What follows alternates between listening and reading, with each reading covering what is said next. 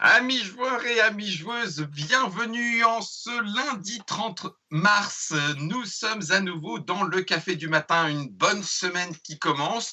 Alors rassurez-vous, le titre indique Jeu du jour, Small World sur Facebook, alors que sur Twitch, le titre indique la taille, ça compte, point d'interrogation. Eh bien, le sujet de ce matin, la taille, ça compte. Dans notre café, nous allons discuter un petit peu de taille. On aurait pu bien sûr inviter des éditrices, des autrices pour que nous puissions discuter de la taille. C'est important aussi d'avoir un avis de tout horizon. Mais pour l'instant, nous sommes avec Mathieu. Salut Mathieu. Salut Guillaume. Est-ce que tu vas bien? Oui, je vais très bien, merci. Est-ce que tu sais pourquoi c'est à toi qu'on a demandé de venir parler de la taille? J'imagine c'est parce que j'ai fait les plus petites boîtes du marché ou pas loin de, ou pas Oui, loin de. exactement. Même si tu es quelqu'un, même si tu es un grand homme, tu es un grand homme, Mathieu, il faut le dire, par la taille, hein, j'entends aussi, bien sûr, et par l'honneur. Mais en tout cas, avec Mathieu, on va discuter un petit peu de l'impact potentiel de la taille des boîtes, de la façon dont elles sont mises sur les rayons. On sait qu'il y a des considérations que parfois les joueurs ne comprennent pas forcément. Alors, on va essayer de les expliquer, on va essayer de les décortiquer. On va recommencer de façon un petit peu juste historique. Qu'est-ce qui, Mathieu, toi, t'a donné l'idée de partir sur une boîte de petite taille? Disons qu'au départ, j'étais pas parti pour être éditeur de jeux. Parce que je faisais de l'animation de séminaires d'entreprise en fait autour de jeux et puis j'avais créé un jeu avec deux amis, Roberto Fraga et Odé Lemaire, Oui. et qui s'appelait et qui s'appelle toujours Contrario. Contrario. Et au départ, c'était un gros jeu de plateau en fait avec un système de double arrivée. Et je me suis dit que ce qui pouvait être bien, c'était de faire une boîte plus petite, si possible jolie et pourquoi pas conditionnée en boîte métal. Et Oui. donc j'ai lancé en fait ce jeu qui au départ était destiné à être vendu uniquement dans le cadre de séminaires d'entreprise comme lot additionnel aux produits d'animation qu'on faisait en fait à l'époque. Voilà, et puis je me suis aperçu que ce jeu pouvait être distribué. Et très rapidement, l'envie m'est venue de faire une boîte de format carré. À l'époque, j'étais distribué par Jeux des cartes Oui. et j'avais vu en fait les loups-garous et je me suis dit que ça pourrait être sympa de faire la même chose en boîte métal avec des cartes carrées à l'intérieur et pas des cartes rectangulaires. Et de là est venue l'idée de la gamme jeux de poche avec une collection parce que mon premier tirage c'était 20 000 boîtes. Et j'ai Ouais. signé 10 jeux simultanément, dont certains sont encore là aujourd'hui. En fait, j'ai fait 10 fois 2000 jeux. Et on a sorti en D'accord. fait un jeu par mois. Voilà, et donc c'est comme ça en fait que l'idée du format est venue. Et après l'idée c'était que ça soit un prix en fait qui soit Qui aussi va avec. qui Ouais. va avec. Et voilà, et je me suis mis à la place d'un client potentiel où je me suis dit que c'était sympa d'acheter une boîte qui soit pas pleine de vide en fait, mais que les boîtes soient remplies. Ouais. Et puis j'ai essayé de continuer au fur et à mesure de ma vie d'éditeur de jeux Mhm. après. D'accord. Alors, bien sûr, on vient de parler du client, du joueur. Je vais la redescendre, mais c'est juste parce qu'elle est lourde et que j'ai peur que mon bureau s'écrase. On va avoir pour comparer une boîte qui n'est effectivement pas pleine de vide, hein, une boîte de Gloomhaven, bien remplie aussi. Des formats des Kickstarter ont amené aussi des formats monstres. Mais on va revenir un tout petit peu avant tout ça au client, puisque je n'ai pas présenté, mais vous avez vu qu'il était avec nous, bien sûr. Salutations, François. Salut. Salut Alors, François. je vais me tourner vers toi parce que justement, j'imagine qu'en boutique, la taille, ça compte. C'est-à-dire que on n'a pas des mètres carrés à distance comme ça, extensibles et tout. Est-ce qu'on préfère en boutique les petites boîtes ou les grosses boîtes? En boutique, on s'en fout un peu. Je pense que ce qui est déterminant pour une boutique, c'est un endroit pour ranger les trucs. Et donc, s'il y a un endroit pour ranger les petites boîtes, tout va bien. Et si les petites boîtes sont à peu près toutes du même format, ça va encore mieux. Je crois que les boutiques, ce que détestent les boutiques, c'est les formats atypiques. C'est-à-dire ce qui plaît beaucoup à quelques clients finaux et à peu près tous les chefs de projet et les éditeurs qui se disent ouah, génial, j'ai trouvé un super format qui ressemble à rien. Et je crois que ceux à qui ça plaît le moins, c'est les boutiques parce qu'ils savent pas où le ranger. Ouais. Parce que les étagères sont formatées pour avoir des jeux de taille X ou Y. Et donc, tant que ça rentre dans la taille, tout va bien, quoi. Mais après des jeux de format atypique, en fait, il y a par exemple un contre-exemple à Ballon qui avait une boîte extrêmement impratique en fait à ranger et qui a été un des plus gros succès Oui, commerciaux mais, ces dernières années. c'est certainement l'exception qui confirme la règle. Ouais. Il y en aura toujours. Mais quoi qu'il en soit, là où je voulais en venir, et du coup, François a esquivé, je m'attendais à une transition facile, mais pourtant, on sait que les joueurs vont très vite. En tout cas, pardon, je recommence, excusez-moi. Moi, quand je rentre dans la boutique, je fais facilement le lien entre la taille et le prix. C'est-à-dire que quand je vais voir une petite taille et un prix un peu plus important, c'est vrai que immédiatement je me dis oh bah dis donc c'est pardon c'est un peu cher. Alors qu'à l'inverse, une boîte assez grande et comme l'a dit Mathieu, malheureusement parfois pleine de vide et que je la vois à 18 euros, je fais ouais mais nickel, ça a l'air d'être une super affaire. Donc la taille a aussi un impact sur la façon dont le joueur se pense faire une bonne affaire ou une mauvaise affaire. Je dis pas que c'est le seul élément, bien sûr, mais ça joue, je trouve, assez vite, non? Oui, Oui, effectivement, un petit jeu de la gamme de Siski Prend ou du Loup-garou ou de toute la ou des jeux cocktail game mais des petits formats. Dès que ça dépasse 10-15 euros, il y a souvent une incompréhension de la part de l'acheteur final. Ce qui ne veut pas dire qu'il n'est pas prêt à payer plus cher s'il sait que le jeu est vraiment très bien. Je pense par exemple à la gamme des jeux de chez Oink Game, qui sont tous proposés autour de 20-22 euros, alors que c'est vraiment de toutes petites boîtes et qui malgré tout se vendent assez correctement. oui, mais là, on comprend parce qu'on sait que c'est un produit qui vient du Japon, voilà, qu'il y a il y a des coûts liés en fait qui sont plus importants. Ouais, Et puis il y a une patte graphique aussi que les gens ouais, c'est que ça. les gens achètent en Ouais. fait. Hein. Mais, donc ça veut dire là, Mathieu, dans ce que tu dis, c'est que la taille qui pourrait être un premier filtre peut disparaître à partir du moment où le joueur a des informations ou comprend pourquoi est-ce qu'il y a telle taille et tel prix. Oui et non, c'est-à-dire que les gens acceptent. Par exemple, je me souviens quand on a fait Contrario, la boîte n'était pas très grosse. Mais sur un jeu à contenu où à l'époque il y avait 1600 expressions détournées, les gens sont prêts aussi à acheter une boîte aussi à cause de son contenu. Et j'ai remarqué aussi en allant dans des grandes surfaces en fait que les gens achetaient le jeu au poids. C'est un peu idiot, mais c'est comme un kilo de légumes en fait. Hein. On aime bien peser la Oui. bête. Euh, et, euh, et je considère, et en fait, je conseillerais presque aux éditeurs qui font des boîtes pleines de vide de mettre peut-être des lestes à l'intérieur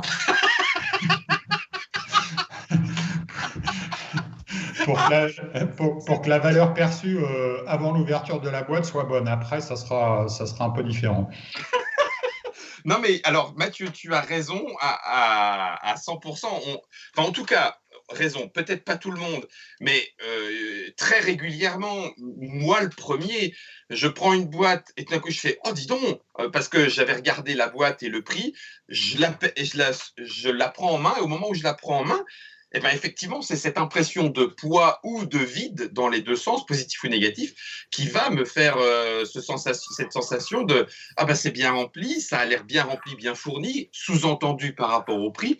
Et c'est là où la taille rentre en ligne de compte. On a eu très régulièrement des éditeurs qui nous ont dit que en Tritrac Télé, par rapport au développement demandées par le jeu, par rapport aux illustrations demandées par le jeu ou à un petit élément de matériel, etc., etc. Ils se sont dit, bah non, on aurait pu le mettre dans une plus petite boîte, mais ça aurait fait un prix qui aurait été entre guillemets déconnant par rapport à la taille de la boîte. Et c'est en ce sens-là qu'on voulait faire cette émission ce matin. Il y a donc corrélation entre la taille. Il vaut mieux des fois mettre une boîte un petit peu plus vide, mais un peu plus grande parce qu'elle va se rattacher au prix, que prendre le risque de rater la communication en disant « Rassurez-vous, on a fait une boîte petite pour pas qu'il y ait du vide, mais dedans, il y a 3000 illustrations différentes. » Non, je me trompe parce qu'il me semble que quand même, on a régulièrement des éditeurs qui nous ont dit ça. Avoir mis des boîtes un peu remplies, mais plus grandes parce que ça collait mieux avec l'image du prix. Oui, mais je pense que c'est une erreur. Nous, on a des coefficients de marge habituels et voilà. Et si on peut baisser le prix d'un jeu, on n'hésitera pas en fait. Il faut que le prix soit bon pour tout le monde. Il soit bon pour rémunérer toute la chaîne de création et de distribution. Et voilà, ça sert à rien de gonfler les prix. Aujourd'hui, il ne faut pas perdre de vue que les gens, ils ont plus de sous. Ils zappent en permanence et le jeu de société, c'est un loisir, mais au même titre qu'une série sur Netflix. On est en concurrence avec tout ça, en fait. Une série sur Netflix, un coup à boire, etc. Voilà, et donc les sollicitations sur les loisirs n'ont jamais été aussi fortes. Il n'y a jamais eu autant de loisirs. Et donc les gens butinent, c'est-à-dire qu'ils butinent d'un jeu à un autre loisir et encore un autre loisir, etc. Voilà, donc quand on a le bon prix et la bonne durée, et je pense que la durée est importante aussi, nous, sur nos petits jeux, c'est des jeux généralement aux règles assez simples, parce que c'est une boutique, elle ne gagne pas notre vie, en fait, sur ces jeux-là. En fait, c'est ces jeux-là qui vont leur permettre de vendre des jeux sur lesquels ils gagneront mieux leur vie. Donc, il faut faciliter, en fait, le boulot de la boutique en lui donnant, en fait, quelque chose qui soit finalement assez simple à vendre, en fait. Voilà. Et on peut être sur des petits prix, on peut être sur de l'achat passion, sans réflexion. Après, il faut faire en sorte juste de ne pas décevoir les gens, en fait, et d'où l'idée de cette gamme de petits jeux, voilà, dont les règles se comprennent en 2 minutes, qui se jouent en 10 ou 15, etc. Et sur tous les jeux de poche, c'est quasiment ça, à l'exception peut-être d'un ou deux, comme Anabi, par exemple. Oui. Mais généralement, c'est des jeux, en fait, où, voilà, c'est... Une boutique, c'est comme quelqu'un qui est dans un bar, on lui demande un whisky, on peut servir, en fait, la prescription est très très importante par la boutique, donc ça, il ne faut pas perdre de vue la chose, de mon point de vue. François, dans ce que dit Mathieu, tu le sens aussi côté, là pour le coup, je te prends plutôt spécialiste boutique et tout avec toute l'expérience que tu as. Plus facile par le conseil d'amener les gens à prendre une petite boîte parce que c'est un petit prix, ou est-ce qu'il reste facile pour toi de passer, on va dire, à 5 euros de plus, 10 euros de plus, parce que tu vas réussir à dire que non, la boîte est plus grosse, mais c'est pas plus compliqué, et vous allez voir, ce jeu est terrible. En fait, je pense que un bon ludicaire va essayer d'abord de satisfaire le joueur ou la joueuse en lui proposant quelque chose qui correspond à son besoin du moment. Donc la taille ne va pas forcément rentrer en ligne de compte. Et puis de toute façon, faites un test dans votre boutique de jeux préférée et vous verrez que quand vous avez une demande en face de vous, la personne qui vous conseille ne vous conseillera jamais qu'un jeu, ou alors c'est rare. Elle va plutôt vous donner le choix entre plusieurs jeux. Et donc, à partir de là, c'est le client qui va décider. Pour rebondir sur ce que disait Mathieu tout à l'heure, sur le fait que certes les petits jeux sont pas ce qui rendent les ludicaires riches, ça reste quand même à contrebalancer par le nombre de boîtes vendues. Oui. Quand on voit par exemple que sur la plupart des tops de vente boutique, il y a des petits jeux qui reviennent tout le temps, ça veut dire que à force d'en vendre 1 plus 1 plus 1 plus 1, ça commence à devenir une source non négligeable de revenus. Et quand on voit la façon dont peuvent se vendre des jeux comme Anabi, comme Les Loups-Garous, comme Six qui prend, comme The Mind, pour n'en citer que 4, on peut arriver à des situations où une boutique va gagner beaucoup plus avec un petit jeu qu'avec des gros jeux qui sont théoriquement des jeux où il y a plus de marge, quoi. Alors, ça tombe bien, c'est ce que Carla Travasos, que je salue sur Facebook, cite.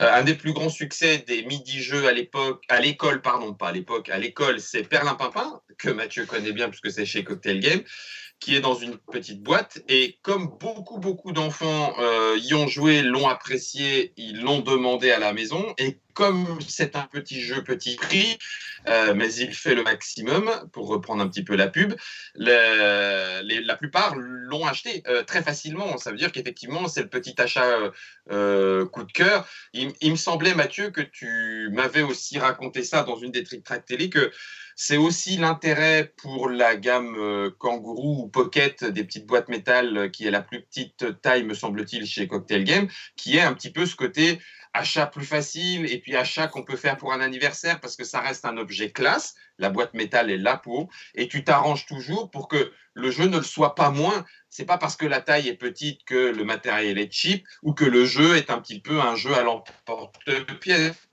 Tu es toujours arrangé malgré tout, enfin, et c'est positif dans ma bouche, pour que, alors, d'une part, le client en ait pour son argent, mais le joueur aussi. Et en même temps, il peut craquer facilement parce que, allez hop, 10 €, c'est bon, on peut le faire facilement, non? Oui, alors il faut voir que c'est généralement un achat d'impulsion. Alors après, on a arrêté la numérotation des jeux de poche, nous je crois à peu près à 50, parce que ça servait à rien à part satisfaire quelques collectionneurs. Bon, il est clair que là-dedans, il y a eu quelques erreurs de casting. Voilà, mais je crois que quand on édite un jeu, quand on signe un jeu, si on n'a pas l'impression que c'est le meilleur jeu qu'on a jamais fait jusqu'à présent, il faut changer de métier, en fait, hein. Donc, il y a toujours une intime conviction que le dernier produit en date est toujours meilleur que l'avant-dernier. Et voilà, donc quand on a fait des jeux, on y a toujours cru à un moment X, en fait, hein. Et puis après, c'est le marché qui nous donne raison. Et aujourd'hui, le marché a beaucoup changé. C'est-à-dire qu'on est sur un marché d'offres. Avant, on pouvait sortir un jeu peu testé et le vendre sur un malentendu. Voilà. Et j'ai fait quelques. J'ai un exemple, par exemple, là, c'est un jeu, un verso, qui s'appelle un verso. On m'a dit que ce jeu, en fait, était une honte, en fait. Rétrospectivement, je suis assez d'accord, en fait, hein. Mais au moment où je l'ai fait, j'ai pensé qu'il était bien, et ça ne nous a pas empêché d'en faire 2 tirages. J'explique les règles d'un verso. Si on dit, par exemple, Inurbe Arlac, est-ce qu'une personnalité, il faut retrouver Carla Bruni. Voilà, tout le jeu, c'est ça, en fait.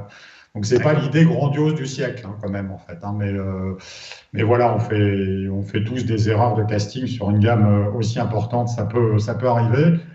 Et aujourd'hui, le jeu, c'est d'éviter d'en faire parce que le temps pour prendre la lumière est très très court aujourd'hui. On a 15 jours, 3 semaines, 1 mois. Et si on n'a pas pris la lumière, le jeu passe dans les oubliettes. Et je vais donner un petit exemple, en fait, qui est intéressant. Avec mon partenaire coréen, Happy Baobab, on a repris les droits de la danse des œufs, qui s'appelle la salsa des œufs. Donc c'était une très bonne vente à bas à l'époque, un grand classique du jeu familial sans enjeu autre que celui de s'amuser. Et le relancement du jeu est pas si simple que ça, c'est-à-dire que voilà, c'est plus compliqué que ce qu'on pensait parce qu'il y a un peu les boutiques, et je les comprends, en fait, sont à la chasse à la nouveauté et de temps en temps peuvent oublier quelques fondamentaux. Je ne dis pas que la danse des œufs est un fondamental, mais qui en fait sont des jeux qui se vendent tout seuls, en fait, avec juste il y a il y a un vrai attrait du public familial et quand la boutique vend extrêmement bien.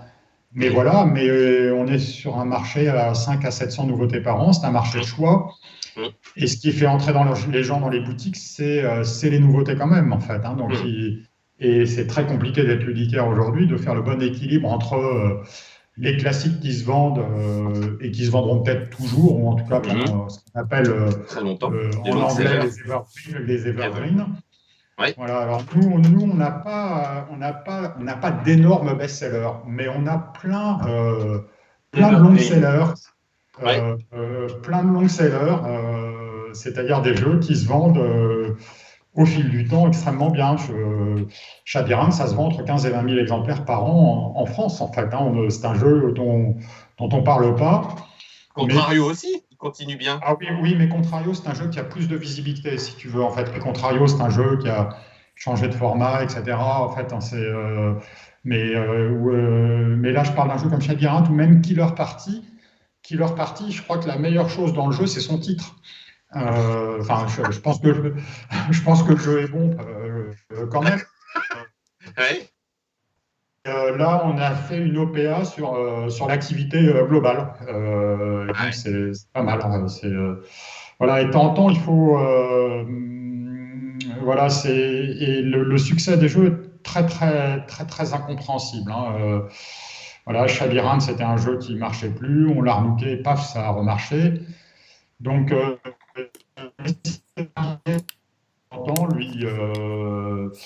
lui mettre une nouvelle robe et sur les produits classiques, c'est assez confortable en fait. Hein, et une entreprise, elle se stabilise pas sur un best-seller, elle se stabilise parce qu'elle a plusieurs petits feux qui sont allumés et qui vont pas s'éteindre en fait. Et c'est ça qui est important pour nous. Moi, un jeu comme Casse-toi pauvre con, alors on en a beaucoup parlé, mais heureusement que la boîte ne repose pas en fait sur l'édition de Casse-toi pauvre con parce que on serait mort depuis bien longtemps. Hein. Ouais. Voilà. Alors c'est vrai que tu en as beaucoup. Je vais aller le chercher. C'est pour ça que j'arrêtais pas de me retourner. Je me suis dit pardon le quick, excuse-moi. On a un exemple. Alors pendant que je vous parle, je quitte l'écran, ce qui est pas très très bien, mais c'est pas grave. On a un exemple de petite boîte extrêmement bien remplie et c'est parce que les gens en parlaient aussi sur le chat. Je vais reprendre. Il y a plusieurs réactions très intéressantes. Les Tiny, la boîte des Tiny Epic quelque chose, les Epic qui a été pris en français par Pixie Game, qui sont effectivement des boîtes petites, un petit peu plus chères quand même, hein, malgré tout, hein, mais très très très remplies, qui montrent aussi que alors après, attention, hein, quand je parle là, et avec Mathieu, il faut être clair, c'est vrai, parce que Mathieu parle par exemple des 10-15 000. Je ne sais pas si les Tiny Epic Quest pour celui-là, Defender et autres, Zombies et de l'espace, se vendent à 15 000 exemplaires en VF, etc. etc. Mais il continue de s'en vendre un certain nombre, de bien marcher, au moins en succès d'estime, parce que les joueurs se le disent, se le partagent, etc. etc. Donc on a tout à l'heure aussi Raphaël qui nous parlait du format Onitama un petit peu particulier, qui a fini par aussi bien par la force du jeu que par sa taille un petit peu particulière, par rentrer un peu plus facilement dans les boutiques. Donc la taille a son importance, on vient de le voir avec des jeux bien remplis, avec des joueurs qui face à l'écologie par exemple se disent bah non, une boîte pleine de vide, laisse tomber, c'est pas la peine. Et on sait que un bad buzz, ça peut aussi en tout cas dans la communication par rapport aux joueurs faire un petit peu de mal. François nous a dit par rapport à la boutique que à partir du moment où on a plusieurs bons jeux, qu'on arrive à peu près à les mettre tous, même si certains sur le chat nous disent bah oui, mais le problème avec les gros jeux, c'est qu'il faut pouvoir les stocker. Et quand on parle de petites boutiques, c'est pas aussi facile que ça. Donc une fois encore, la taille a son importance. Si on repart à l'autre bout du spectre, malgré tout, les Kickstarter ont amené l'impression, alors je ne sais pas, Mathieu, François, peut-être fausse, que le jeu est aussi potentiellement un marché de luxe, c'est-à-dire qu'on peut se permettre des pions en 3 dimensions qui font 50, 60 cm de haut et tout. Et donc, du coup, qu'on peut aller à l'autre bout du spectre, c'est la question que je vous pose, dans la démesure de la taille. Je crois que... Pardon. Vas-y, Mathieu. Ouais, mais je ne suis pas un grand spécialiste du Kickstarter, donc je préfère que ce soit toi qui parle, François, parce que je ne m'y connais pas du tout, en fait. Oui, mais est-ce que toi, Mathieu, en tant que joueur, ou plutôt en tant qu'éditeur malgré tout, et qui analyse ça, est-ce que tu comprends, je ne m'attends pas à ce que tu me dises que les gens sont fous d'aller là-dedans et tout, mais est-ce que tu comprends que de l'autre côté, on puisse, non pas sur un achat instantané, mais pour un achat passion, en disant ce jeu je l'adore, ou avec des pions comme ça, wow, c'est trop chouette. C'est un peu comme si on avait le marché du luxe entre guillemets. Est-ce que tu le, enfin, oui, est-ce que tu le comprends? Bah, ça me dépasse complètement. C'est-à-dire que je trouve que les gens dépensent des sommes très importantes. On vend un jeu sur une promesse. C'est comme si on vendait une voiture, en fait, sans pouvoir l'essayer. Je suis vraiment pas compétent. Je suis vraiment désolé de pas. Non, Mais c'est important, ça veut dire je peux comprendre qu'on apprécie d'avoir des belles figurines, plein de matériel, etc. ouais. François, du coup. Ouais, mais moi, je ferais la différence entre deux choses dans la problématique que tu abordais. D'abord, il y a les Kickstarter. Et effectivement, comme disait Mathieu, c'est un peu comme une voiture que tu achètes sans l'essayer. Mais à l'heure actuelle, on commande une Tesla et on la reçoit chez soi sans l'avoir essayée. Hein. Donc, il y a des gens que ça gêne pas. Donc, il y a d'une part les jeux qui sont sur Kickstarter, qui pour la plupart attirent les clients avec un matériel qui est démesuré, mais qui est souvent en rapport avec le type de jeu. Et puis, à côté de ça, il y a une tendance qui commence à poindre, qui est le fait de faire des déclinaisons de luxe de jeux qui existent déjà. Et je crois que c'est deux choses complètement différentes, puisque autant sur les Kickstarter, à moins que j'ai loupé un truc, je pense pas que Mathieu compte s'y mettre demain. Par contre, il y a eu un Anabi de luxe qui est sorti il y a quelques mois, et qui rajoute quelques cartes, quelques petits trucs en plus, quelques petits bonus, mais c'est quand même le même jeu que le Hanabi à 12 €, sauf qu'il est de luxe, quoi. Mais alors, donc on n'est pas sur la même... Mathieu, ça a coupé un tout petit peu. C'est du luxe à 25 €. Oui. D'accord. Mais c'est un rapport avec le prix du jeu. C'est un rapport avec le prix du jeu initial. C'est comme un Porto Rico par rapport à un Porto Rico classique. Le Porto Rico de luxe qui était sorti chez Istari, mais il était à peu près 2 fois plus cher que le Porto Rico classique. Mais je crois qu'il y a un réel besoin de la part de la partie la plus animée de la communauté des joueurs, que de temps en temps avoir le plaisir de racheter, parce que c'est souvent un rachat, de racheter un de ses jeux préférés en version beaucoup plus chic et agréable à jouer, quoi. Et puis pour revenir sur Hanabi, c'est un jeu qui s'est vendu quand même à beaucoup d'exemplaires, qui a gagné l'un des prix les plus prestigieux qui soit. On s'est dit quand même qu'au bout de 10 ans, on pouvait peut-être faire quelque chose, en fait. Hein, Parce que c'est vrai que tu n'es pas un grand fan me semble-t-il, à la fois des extensions et à la fois pas du goodies, mais oui, de l'élément un petit peu débordant, mais qui est un peu gadget, quoi. Oui, mais il faut brûler ses idoles. Hein. Aujourd'hui, tu vois, par exemple, pour Top 10, je me suis fait violence. On a distribué au Festival international des jeux 2000 goodies. Ça a été une formidable opération de promotion et de mise en avant du jeu. Et l'idée, c'était que les gens puissent jouer le soir ou chez eux, en fait, à ce jeu-là. Et je reviens un peu sur mes premières idées. Hein. voilà, ça change. D'accord. D'ailleurs, ça change à un point aussi que, alors après, je sais que c'est un partenariat, donc c'est pas la même chose. Au final, tu as été jusqu'à, d'ailleurs, elle est juste derrière moi là, tu as été jusqu'à la taille de boîte un peu classique, le ciel interdit. Donc ça te fait déjà un, deux, trois, quatre formats presque finalement de Ouais, taille. il y a pas mal de formats. Bah, je peux peut-être vous les montrer en Mais fait, oui, hein, oui, vas-y. alors parce qu'il y a aussi, bon, il y a le format jeu de poche.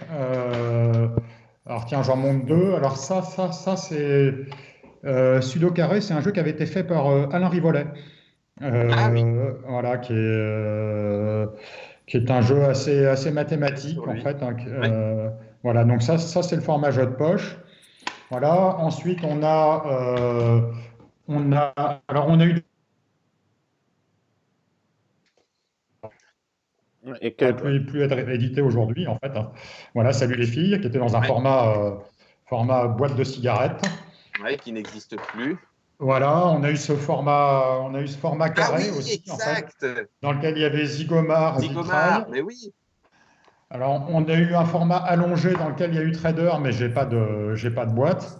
Oui, je le vois, Euh, un peu un format plumier, hein, Mathieu. oui, c'est ça. Voilà, donc ça, c'est ce qu'on appelle le format Oui, slim, en fait, hein, Slim, voilà. ok. Et après, on a essayé pas mal de choses. Alors ça, c'est bon, ça, c'est complètement atypique, mais je Ah suis oui, passé dans le bon Hmm. sens. c'est dans le mauvais sens, mais oui, voilà, c'est ça. Le jeu envoie la chandelle. Ouais, Voilà. Et puis après, dans le format Imagine, en fait, on a donc voilà, il y a le format Imagine dans lequel il y en a plusieurs. Il y a ouais. également Profiler, voilà, Et le futur top 10. Top 10. Ouais. Mais Anabi, on a eu besoin de faire plus gros. C'est compliqué les formats, hein, en fait, hein. Anabi, Ah, on a mais eu besoin de faire plus c'est. gros. Bah oui. Voilà. Attendez, parce que je vais arriver au plus gros jeu de la gamme, en fait, hein. Ah, Mais c'est pas le ciel j'y suis interdit. pas. Non, non, c'est pas le ciel interdit. Le ciel interdit, je l'ai pas. Ça, voilà, ça Sushi. c'est Sushi Roll. Mais il est peut-être un Et peu dans le format là, le ciel interdit d'ailleurs, hein. dans ce Il est pas. format-là, mais le plus gros, c'est ça. Ah oui, c'est vrai, exact, exact. Le C'était, Kaleidos, mais oui. Mais c'était c'était à de la la Ouais, coédition, ça. Oui, c'était une coédition, mais là-dedans, en fait, alors moi, j'ai toujours très mal, alors j'ai toujours très mal vécu ce jeu parce que je trouvais, alors la boîte est assez lourde, mais je la trouve assez peu remplie.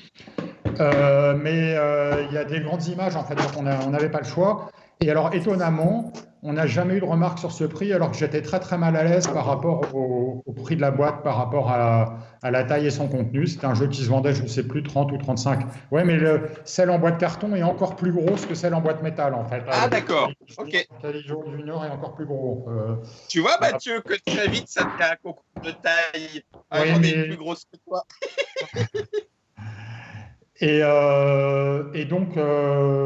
donc voilà, mais sur Calido, ça a jamais posé de problème parce qu'on était sur un excellent jeu dont on n'a plus les droits francophones malheureusement.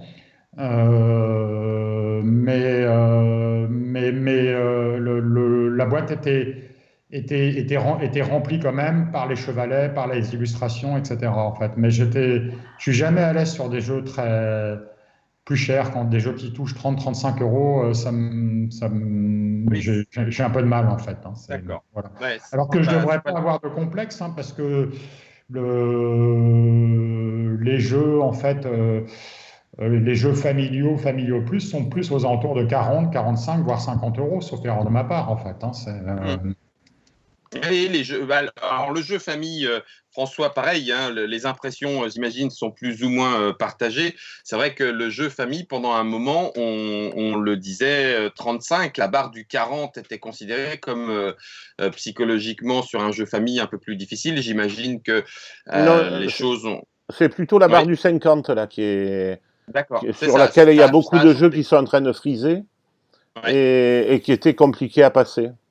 ouais, d'accord. Oui, maintenant, c'est la barre de 50. Ouais. Alors après, on nous le dit, hein, on nous le dit aussi sur le chat, hein, si on passe de la taille à la place que ça prend dans une boutique et à l'intérêt que ça a pour les joueurs, bah, si dans une boutique tu mets un Gloomhaven et que sur la même place tu peux prendre 4 ou 8 petits jeux sur lesquels la boutique va peut-être avoir plus de facilité à vendre, même s'il y a un petit peu moins de marge, mais donc du coup faire au final plus de marge. Est-ce qu'il vaut mieux pas prendre plein de petits jeux qu'un gros jeu? Ça, je vous avoue que j'imagine que c'est à la boutique de faire son choix, non, François? Ah, tout à fait. Mais je pense que de toute façon, la plupart des boutiques, elles prennent les deux. Elles Mais, prennent à mais la fois les petits et les gros. Oui. Mais elles peuvent pas tout prendre maintenant, parce que comme l'a dit Mathieu, il y a un moment où il y a Oui, beaucoup, voire mais trop. le choix ne se fait pas forcément qu'en termes de taille de boîte. D'accord, ok. Mais le choix, c'est plus un choix éditorial par rapport au nombre de nouveautés qui sortent et aux jeux que les ludicaires ont envie de défendre ou pas, quoi. Mais il y avait une Et petite. puis, Oui, vas-y Mathieu, vas-y, et vas-y. je me dis aussi, en fait, t'entends, tu dis que on se dit que le graphisme est très important, mais quand tu vois des succès comme The Mine ou Skyjo ou même Codename qui sont des jeux absolument horribles, en fait, hein, c'est horrible graphiquement et ça se vend quand même, en fait. Hein, c'est que Oui, la force du jeu, en fait, c'est ça. t'entends. Met par terre en fait tout ce qu'on peut penser sur le prix, sur la taille de la boîte, etc. En fait, hein, quand le jeu est quand on est sur quelque chose d'un peu extraordinaire. Tu as Bon, raison. je suis pas fan de Skyjo, mais je j'arrive pas à Ah, comprendre son succès. mais pourtant, il est bien. Ah, François, il est bien. On y a joué et on a bien aimé. Alors après, sur le chat, les chats, puisqu'il y a Twitch et Facebook encore pour l'instant, mais ça discute pas mal et il y a des éléments qui effectivement sont intéressants. La taille qui certainement donne cette première impression et que le joueur doit prendre en compte, bien sûr, et donc l'éditeur aussi. Ombrelame et Romgam discutent un petit peu sur l'intérêt et la durée, c'est-à-dire que le Monopoly peut durer des heures, donc la durée toute seule n'est pas seule prescriptive, mais l'intérêt entre un jeu à 150 euros qui offrirait des heures de jeu, on parle bien par rapport à un joueur, hein, d'accord? Puisque 150 euros, on imagine un jeu un petit peu plus long, un petit peu conséquent, etc. Si ça offre des heures de jeu et que à côté de ça, 3 jeux à 50 euros, je fais une partie de chacun parce que finalement, ils ne sont pas plus intéressants que ça pour moi, il vaut mieux prendre le 150 euros. Et d'un autre côté, Phil Cass nous explique qu'il a mis, c'est dommage que Fred Henry soit pas là, on avait pensé à lui, il a mis 150 euros pour acheter Conan et finalement il a fait que 3 parties. Et au final, il aurait peut-être mieux fait d'acheter 3 jeux à 50 euros sur lesquels il aurait eu plus de chances de trouver un intérêt plus grand sur une des jeux. Donc pour tout ça pour dire que effectivement la taille euh, compte visiblement, puisque en tout cas dans un domaine, alors c'est pareil, tiens d'ailleurs Mathieu, François, je vous poserai bien la question entre je suis désolé de faire cette séparation, mais c'est pour qu'on puisse continuer à discuter, le grand public et le corps joueur. C'est-à-dire que est-ce qu'il y a une distinction à faire dans l'appréhension de la taille, au sens où dans les forums, et je citerai par exemple les forums de Trick Track bien sûr, très régulièrement il y a ah oui mais cette boîte-là elle est pleine de vide, je trouve qu'ils auraient pu mettre ça dans un quart de la boîte, alors qu'on a des éditeurs qui à l'inverse nous expliquent bah oui mais non parce que par rapport au temps de développement etc., il fallait qu'on soit sur ce prix-là 30 euros et sur ce prix-là 30 euros on ne pouvait pas mettre cette taille de boîte, là où ce genre de discussion n'a pratiquement pas d'intérêt pour le grand public, entre guillemets. Eux, ce qu'ils veulent, c'est le bon jeu à pas trop cher et qui s'exprime. Enfin, je sais pas. Est-ce qu'il y a. Guillaume, les jeux Hasbro, en fait, sont extrêmement chers. Regarde le Monopoly, le Trivial Pursuit, etc. Et parce que ces jeux sont connus et parce qu'ils sont appréciés, les gens sont prêts à mettre le prix, en fait. Hein. C'est-à-dire que à partir du moment où tu passes un certain cap de notoriété, tu peux malheureusement en fait un peu avoir des prix assez élevés. C'est pas notre politique en fait, c'est la politique de grosses multinationales en fait. Mais moi j'essaye d'avoir le bon prix. Hein. Je trouve ça extrêmement important en fait. Et comme je l'ai dit tout à l'heure, je suis très mal à l'aise en fait quand nos jeux sont trop chers. Je me souviens, j'avais fait un jeu qui s'appelait Bubble Talk, je ne sais pas si ça vous parle, C'était un jeu d'interprétation d'images qui était en boîte carton. C'était une boîte que j'achetais en fait. Et ce jeu-là était, je sais plus, il était à 25 ou 30 euros et ça me rendait malade parce que je trouvais que la fabrication n'était pas à la hauteur en fait de mes espérances, même si l'expérience de jeu était bonne. Donc voilà, enfin ça doit être une obsession pour nous éditeurs de trouver le bon prix en fait. Faut penser client, il faut penser client, il faut penser marge après en fait. Ça, s'il y a une chose à retenir, c'est ça. C'est bien ça. Et il faut toujours se mettre à la place du client final. Voilà, on essaie de faire plaisir au client, pas de l'estamper, d'essayer de lui fourguer un truc trop cher. En fait. Ouais. C'est extrêmement important, je pense. Et Et c'est pas. c'est peut-être pour ça qu'on est encore là sur le marché, c'est qu'on a en fait, hein, je crois que c'était et avec si possible des petits jeux malins. Voilà.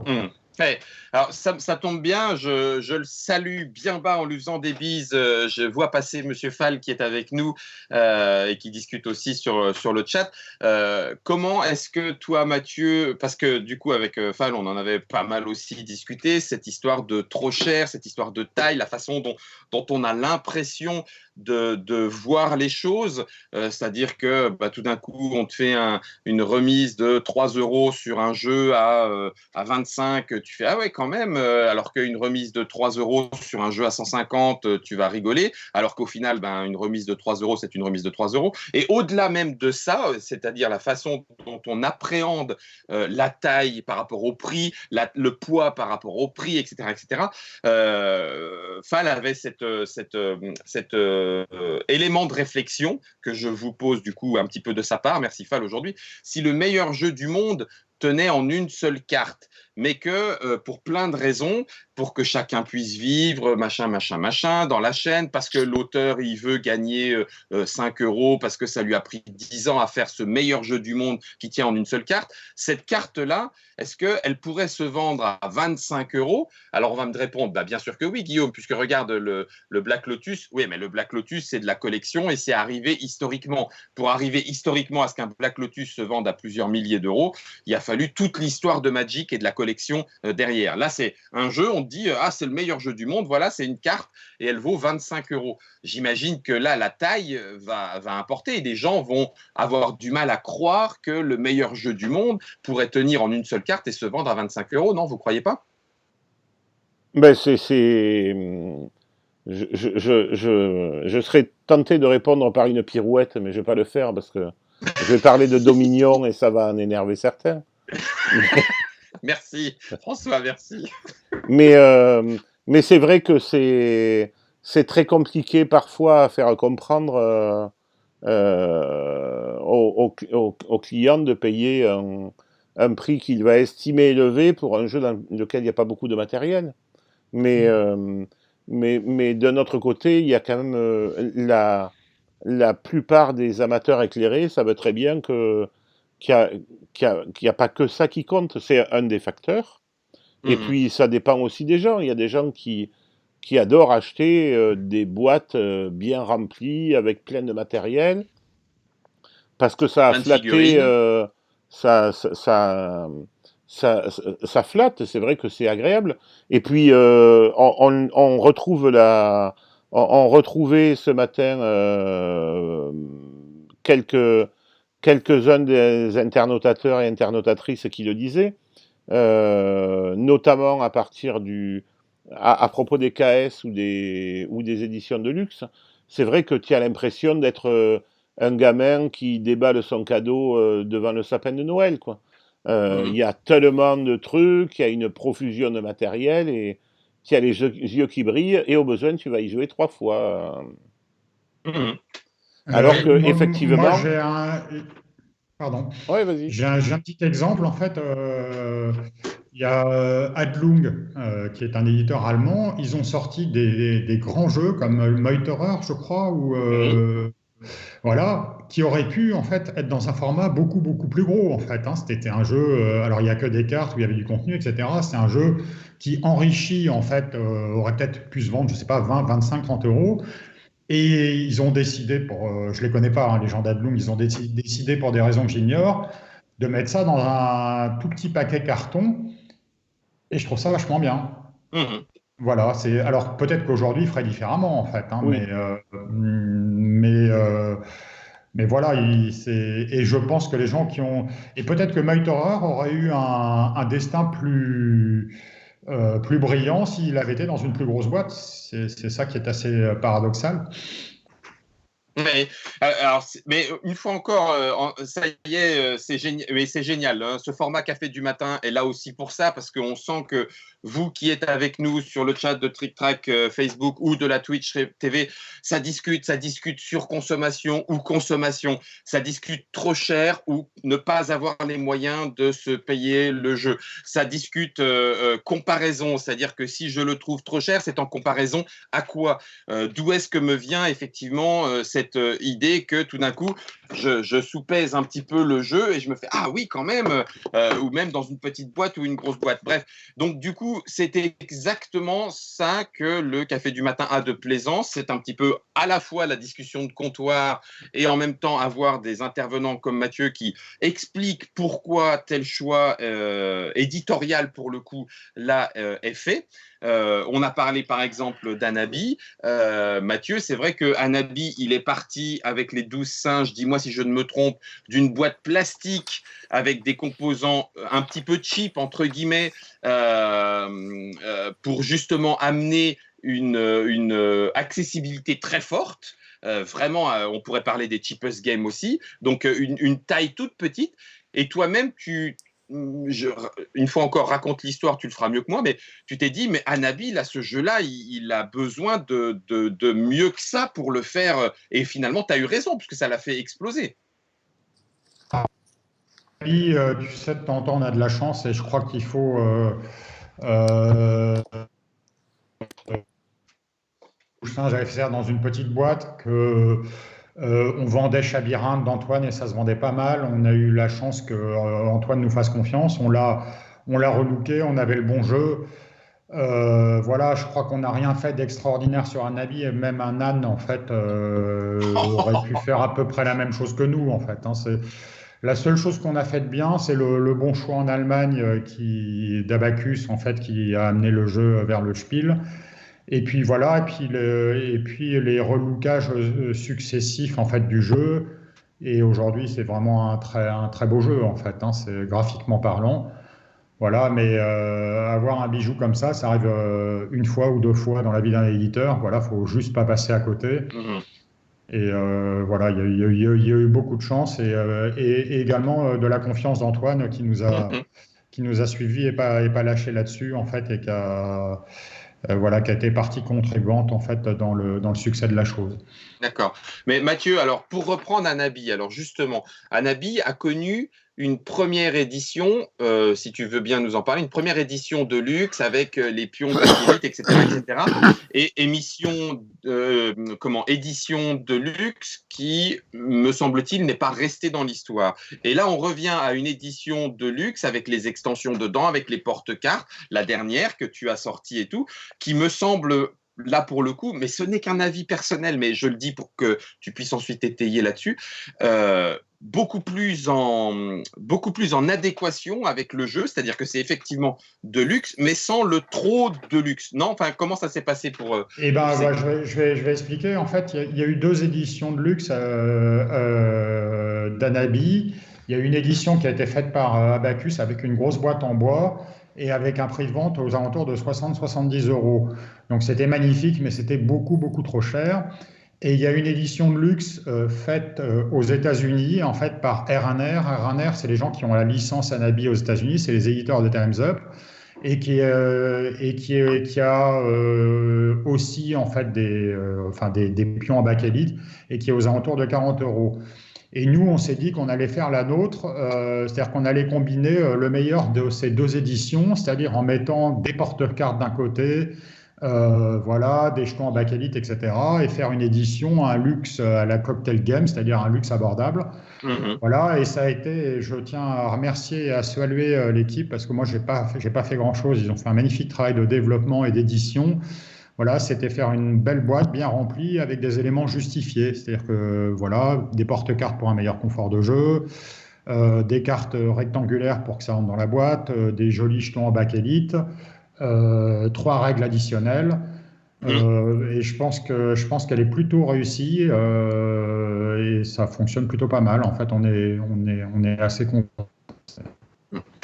Donc, c'est comme tout hein, dans ce que tu dis, Mathieu, ça montre quand même vraiment bien que, y compris la taille, qui est un des paramètres d'appréhension du joueur, du jeu, de l'appréhension du jeu par le joueur plutôt. Numa 233 nous parle du 7e continent, qui est une boîte super lourde, remplie de cartes. Et si on apprécie le genre, et tout est potentiellement là, des heures de jeu. Et donc, du coup, bah, forcément, tu te dis, j'en ai eu à la fois pour mon argent, j'en ai eu à la fois pour mon compte en tant que joueur, j'ai eu les yeux qui brillaient quand je l'ai reçu et quand je l'ai ouvert, etc., etc. Donc, tout est dans, et c'était bien le rôle de Trick Track, hein, Monsieur Fall, encore une fois, coucou, réussir à faire en sorte que les joueurs trouvent le bon jeu qui leur convient bien. Il y a une question quand même de Taloum47 que je vous pose. Est-ce que cette habitude, ce côté consommation, donc taille, poids, prix, entre guillemets, un petit peu ce trio-là, est-ce qu'on ne prend pas le risque de faire oublier, comme tu le disais Mathieu, le travail qui est parfois invisible, un travail qui ne se traduit pas directement en matériel? Tu as salué tes équipes qui ont développé, trouvé les bons choix, le bon juste milieu pour faire un deluxe à la Cocktail Game, je reprends ton expression. Est-ce que si on va trop comment éviter que les joueurs, les acheteurs, joueuses, mamans, acheteuses, etc., n'aillent pas trop loin dans je soupèse le poids, je regarde la taille, mais il y a aussi tout un travail d'équipe, de développement et tout. Et ça, c'est pas du travail visible, et pourtant, c'est bien du travail qu'il faut rémunérer. Oui, alors, il faut pas tout raisonner en termes d'argent, en fait, hein. Je crois que l'édition, il faut déjà pas oublier qui nous paye. En fait, ceux qui nous payent, c'est ceux qui achètent les jeux, en fait, hein. C'est-à-dire que on peut se faire s'auto-flatter dans le milieu en se disant qu'on est génial, etc. Tant que la personne n'a pas sorti sa carte bleue ou son billet en fait pour acheter un jeu, le jeu n'est pas un succès en fait. Donc, et le jeu, en fait, c'est un métier de doute et d'intuition. C'est-à-dire qu'on passe son temps à douter jusqu'à ce que le produit soit sur le marché et on a des intuitions, des bonnes intuitions, et on essaie de les rassembler les unes après les autres pour limiter cette part de risque. Mais il y a toujours un risque en fait, hein. Et tous les petits boulots d'ajustement qu'on fait sur le grammage des cartes, sur des choses comme ça, c'est-à-dire que nous, on ne veut pas mettre des cartes pourries dans nos jeux, c'est pas question en fait, même si ça ne se voit pas forcément. Et ben, je crois que au final, un jeu, c'est une impression générale. En fait, pour le client, c'est une impression générale. Mais voilà, et il faut jamais perdre de vue le client, en fait. Et je trouve qu'aujourd'hui, on se ghost trop les uns entre les autres en disant, en fait, nous, on essaye de ne pas l'oublier, on essaye d'être obsédé par le client et pour se dire, voilà, si moi j'achetais le jeu, qu'est-ce que j'aimerais avoir dans cette boîte en fait? Et Cocktail Game, c'est ça en fait, hein. C'est pas autre chose. D'où ce sentiment d'être mal à l'aise par moment quand quand on n'a pas fait bien son boulot, quand on est obligé de faire des choix qu'on n'aurait pas dû faire. Voilà. Ouais, ouais, ça s'entend complètement. Sneakit 328, lui, nous dit en dessous de 10 kilos, je trouve que c'est du petit jeu, mais j'ai mis un petit smiley, donc je pense que.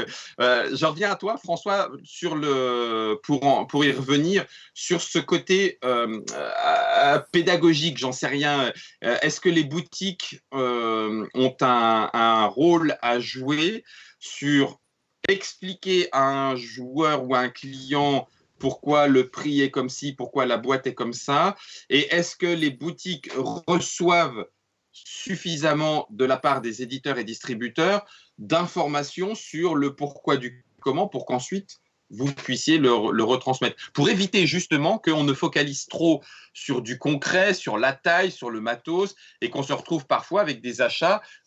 Benoît parlait tout à l'heure de Tank Garden, où on nous a vendu une très belle promesse, et finalement, lui trouve que le jeu est un petit peu moyen. Est-ce que vous, en boutique, tu as l'impression, une part de responsabilité et suffisamment d'informations? Ben, de toute façon, le travail en boutique, il se fera plus sur la demande du client et sur ce qui a été dans ce que demande le client, les coups de cœur de la boutique ou des vendeurs. Donc, quel que soit le jeu, quel que soit le contenu, s'il a plu et qu'on estime que que c'est un bon jeu, que c'est un futur classique, etc., ben, il sera défendu. Mhm. Et après, l'information que peut donner un éditeur au ludicaire, ça va se faire dans les salons pro, mais il y a des choses il y a des choses que personne ne peut détecter à l'avance. Mhm. On a vu par exemple le cas de deux jeux, Augustus et Fertility pour ne pas les nommer, où on se retrouve avec dans les deux cas des jeux qui sont vraiment de formidables jeux, super agréables à jouer, avec une très bonne rejouabilité et tout, mais qui pour des raisons techniques ou des raisons de jeu à faire rentrer dans tel type de gamme, on se retrouve avec une boîte qui, une fois que tout est dépunché, n'est pas très remplie. Mhm. Et il y a des gens qui vont se dire ah ben c'est dommage, il n'y en a pas assez dans ma boîte. Ouais. Mais, mais c'est très subjectif. Il y a des éditeurs allemands comme Queen Game qui l'ont compris depuis longtemps, qui mettent des cales en carton partout dans leur boîte, de façon à ce qu'elles paraissent plus remplies. Je déteste ça, en fait, hein. Je trouve Mais ça honteux, en fait, hein. mais c'est une hypocrisie. C'est une Ouais. hypocrisie Mhm. remarquable, mais qui marche parfois avec les clients, quoi. Euh, Ouais. donc, euh, donc il faut passer au-delà de tout ça. Et je pense que Mhm. plus que la taille ou plus que le fait d'avoir devant ses yeux une boîte remplie ou autre, il suffit juste de se poser la question est-ce que ce jeu est bon? Et s'il est Et, bon, et, et on peut même dire, est-ce qu'il est bon pour moi en plus? voilà, tout à fait. Ben oui, mais s'il est bon pour les autres, je m'en fous un peu, hein. Moi, j'ai envie dans ma ludothèque d'avoir des jeux qui me plaisent à moi avant tout. Oui. Non, mais Et, tu as raison. C'est juste pour dire que comme il y a beaucoup parfois de goûts potentiellement différents, bah, il y a potentiellement aussi plein de jeux différents et ça tombe bien. Mais c'est vrai que tu as cité Augustus, c'est très bon exemple d'un jeu qui a souffert a priori de la taille de la boîte par rapport à son contenu. Et là où il va ressortir là actuellement, je crois que c'est Magica et on va la taille plus petite va permettre de passer outre et de redécouvrir au demeurant un fort bon jeu qui s'inspire du loto. Juste pour vous citer, puisqu'on arrive à la fin de cette émission, Sneaky, dont on parlait tout à l'heure, avoue quand même que malgré tout, il a fait plus de parties de Hanabi que de Johan of Arc. Donc, alors après, c'est difficile de comparer, hein, bien sûr, Hanabi et Johan of Arc, parce que la durée de partie est différente, l'implication pour les règles est différente. Malgré tout, ben voilà, il y a aussi le fait de jouer plus facilement à un jeu plus petit peut-être. Mais en même temps, on peut très bien prendre sur 3-4 parties de Joan of Arc autant de plaisir que sur 24 parties d'autre chose. Mais c'est déjà bien si on arrive à faire 24 parties d'un jeu. Quoi qu'il en soit, un grand merci Mathieu pour nous avoir livré un petit Merci à peu tout vous. ça. Non, c'était super. Merci à toi d'avoir accepté, d'être venu, d'avoir parlé des différentes tailles de boîtes et pourquoi ces différentes tailles de boîtes. Je vais pouvoir retourner, moi, faire ma partie du ciel interdit, même si là, pour le coup, j'imagine, c'est pas toi qui as eu la décision. Tu aurais eu le droit de changer la taille de boîte du ciel interdit dans un partenariat comme ça avec Oui, votre partenaire? j'aurais peut-être dû le faire. Tu dis ça parce que il est trop gros? Enfin, Parce que la boîte la boîte est, de mon point de vue, un peu grosse. Et puis j'aurais dû mettre le troisième en boîte métal, surtout, en fait, hein. ouais. C'est mon grand regret a posteriori, mais pour des raisons de facilité de production, on a fabriqué ensemble. Ouais. Et je pense que c'est une erreur, mais tout le monde en fait. Ce qu'il faut, c'est les corriger la prochaine fois. Ok, ok. Ah, c'est intéressant, intéressant. Comme quoi, mais après, j'imagine que c'est difficile. Ah, je ne devrais pas poser, il est déjà 11h04, ferme ta bouche, Guillaume Messi. Est-ce que c'est difficile de se dire, allez, tiens, je finis mon tirage et tout de suite, je leur propose avec une boîte métal parce que j'aurais dû faire comme ça. C'est possible, ça? Oui, mais encore faut-il vendre la fin du premier tirage. Ok, punaise, pardon, Mathieu. Mais c'est bizarre parce que pourtant, dans la trilogie, c'est excellent. C'est une trilogie que j'affectionne énormément. Oui, mais alors, c'est pas du tout un échec commercial, mais voilà, on arrive en fin de tirage. La question du retirage se posera, si tu veux, en Ouais, fait, hein. ouais, Sur ouais. l'île interdite et le désert, il n'y a pas trop de soucis. Enfin, l'île interdite, ça roule. Hum. Le désert, le désert, ça va, mais Le le ciel, ciel brûle. le retirage, à mon avis, ça sera peut-être un peu plus compliqué. C'est Voilà. incroyable, c'est fou quoi.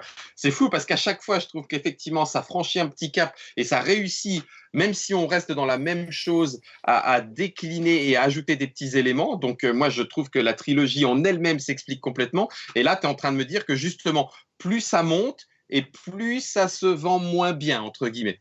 Mais ce que je constate, moi, c'est ce qui est constaté par tous les gens qui ont la licence partout dans le monde, c'est-à-dire que quand on vend trois îles interdites, on vend un désert, et quand on vend deux déserts, on vend un ciel. Ah Tu la vois, vache!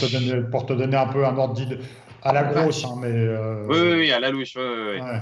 Ah, et comme quoi. Eh ben, écoute, j'attends avec impatience de savoir si tu prends la décision de le refaire, ou peut-être un peu plus tard, ou dans une boîte métal. En tout cas, moi, j'en serais. C'est vrai que là, pour le coup, je t'avoue que boîte métal, je mettrais les trois les unes à côté des autres, et il y a un côté super classe que je serais content de retrouver dans le ciel interdit. Mais ça, c'est moi, et on s'en fout. Merci beaucoup aussi à toi, François, d'avoir accepté à la fois de hoster et donc de gérer le côté technique. J'ai même vu le petit Pouic bouger de temps en temps et en même temps de nous donner les éléments, on va dire, plutôt côté ludicaire. Merci encore. Ouais, le Pouic qui bouge tout seul, hein, j'y suis pour rien. Ah bon, d'accord. Moi, je croyais que c'était toi. Autant pour moi, je suis à la Absolument vache, pas. François. Non, non, Il- il a sa propre vie. D'accord, bah tu vois, je ne savais pas. Et enfin, je vais terminer à tout seigneur, tout honneur par vous remercier parce que on constate que vous êtes de plus en plus présent dans notre rendez-vous régulier du matin et c'est excellent parce que d'une part, on se sent pas tout seul, d'une part, ça nous permet aussi de nous dire que on arrive à animer un petit peu ces temps de confinement, mais d'un autre côté, avec des sujets qui dépassent le simple confinement et qui permettent d'aller et de réfléchir un peu plus loin dans le monde du jeu. Une fois encore, Mathieu, merci. J'espère que tu reviendras. Tu veux bien? C'était un bon café du matin. Merci beaucoup, c'était très sympathique. Bon, super. Et puis on se retrouve pour le reste de la semaine. On met en ligne tout bientôt notre calendrier de la semaine. Comme ça, vous saurez que nous avons bien sûr d'autres cafés du matin. On peut peut-être annoncer celui de demain? Oh bah oui, parce que alors celui de demain, Mathieu va bondir, il est particulièrement drôle. C'est vraiment un café du matin de geek demain quand même, hein. Vas-y François, je t'en prie. Alors, demain, le sujet est un sujet vraiment crucial. C'est peut-on jouer en mangeant ou manger en jouant? Moi, je te jure. Merci Mathieu pour cette réaction spontanée. Alors ne vous inquiétez pas, on va aller un petit peu au-delà de ça, hein. C'est-à-dire que comment considère-t-on l'élément jeu? Est-ce que effectivement il faut tout aseptiser, mettre tout sous protège-carte, plastifier tout pour que notre jeu il puisse durer 150 ans? Ou est-ce qu'il faudrait plutôt au contraire lui faire vivre quelque chose et se rendre compte que nos cartes sont un petit peu élimées par le temps, par les utilisations, par les jeux, par les parties, parce que ça veut dire que le jeu a vécu. On parlera de tout ça demain et ça tombe bien, on aura un internaute cuistot pour en parler, joueur devant l'éternel, puisque je pense que Fabrice Morel sera des nôtres, François, c'est ça? Ouais, normalement, oui. Nous y Normalement, il comptons sera là. beaucoup, ouais. Il est Encore une très fois, sympathique en plus. oui, il est très sympathique et on l'aura demain pour en parler avec lui. Est-ce qu'il joue dans sa cuisine professionnelle? C'est une très bonne question. Va-t-il sliver toutes ses boîtes? Vous le saurez demain dans le café du matin. Rendez-vous à 10h. Salut à tous. Merci Mathieu. Merci Ciao, beaucoup. ciao.